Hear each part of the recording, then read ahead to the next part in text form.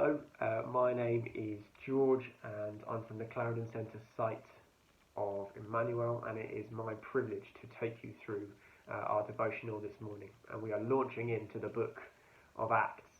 Acts is the only book in the New Testament that deals with the history of the early church, and so it has a special place in many of our hearts as Christians to see our beginnings, our genesis, if you like, to see how things kicked off.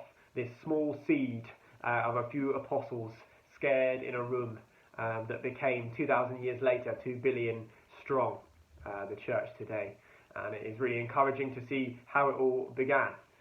It's important to note about Acts that it is not just a book that stands on its own. It's actually a part 2 of the Gospel of Luke. It's generally attributed to the same author.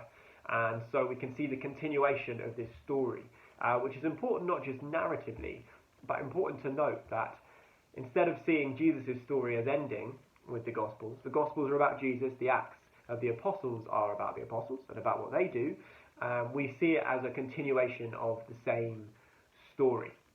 That Jesus, who leads the church, which is one of our church values, Jesus, the head of the church, the King, the one we look to for everything, who builds his church, and the gates of hell will not prevail.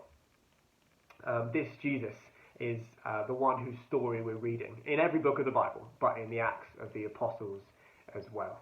The commentator Michael Eaton says that this, the Acts of the Apostles, this is the story of what Jesus continued to do from the right hand of the Father. And so it's appropriate that in chapter 1, before we even get to Pentecost and that sort of launching of the church with that first great preach from Peter, before we get there, and we'll get there tomorrow, we start with Luke backtracking a bit, and he writes of Christ's ascension. The story of the church starts with Christ being lifted on high, seated in power and authority. It starts with him having taught, risen again, appeared to the disciples who disbelieved for joy, taught them, commissioned them to go out and make disciples of all nations. It starts with then him ascending, and it says this: as they were looking on, as the disciples were looking on, verse 9, he was lifted up, and a cloud took him out of their sight. The story of the church as we know it starts with seeing Jesus lifted high, our King, our leader. It's a wonderful thought to think not just of what Jesus did, the glorious story of the Gospels, but actually what he's doing now as well, seated on high. We know he intercedes for us. He ever lives to pray for his people, and we know that that is great news for us. But what I want to focus in on, just to finish off for this devotional, is one of the things that makes this ascension, this rising of Jesus in his earthly body into heaven, so essential for us as believers, and essential for the church as it goes out to preach this gospel, that anyone who believes can be saved. And it comes from a classic verse which we love at this church, from Hebrews 4:14 to 16. Since then we have a great high priest who has passed through the heavens, because he ascended up to sit at the right hand of the Father. Because we have this great high priest who has passed through the heavens, Jesus, the Son of God, let us hold fast our confession. For we do not have a high priest who is unable to sympathize with our weaknesses, but one who in every respect has been tempted as we are, yet without sin.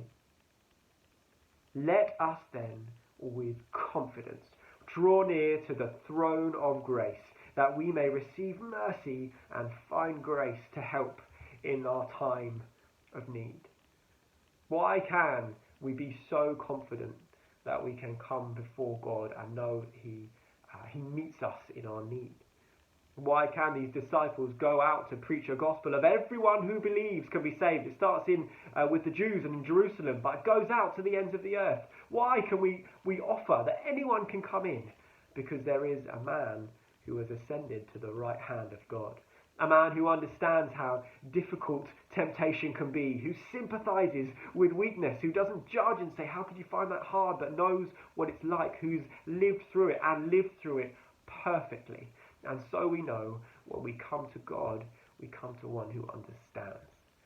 We come to one who, even though ascended on high, on a throne of grace, we come to one who understands the heart of man. We come to one who can understand and sympathize with our weakness and our sin and our failure. We come to one who is still leading his church, but from the right hand of the Father, from the seat of power and authority. So, this morning I encourage you to do what the writer to the Hebrews encourages us to do as we approach the ascended Jesus. Let us then, with confidence, draw near to the throne of grace, that we may receive mercy and find grace in our time of need. God bless.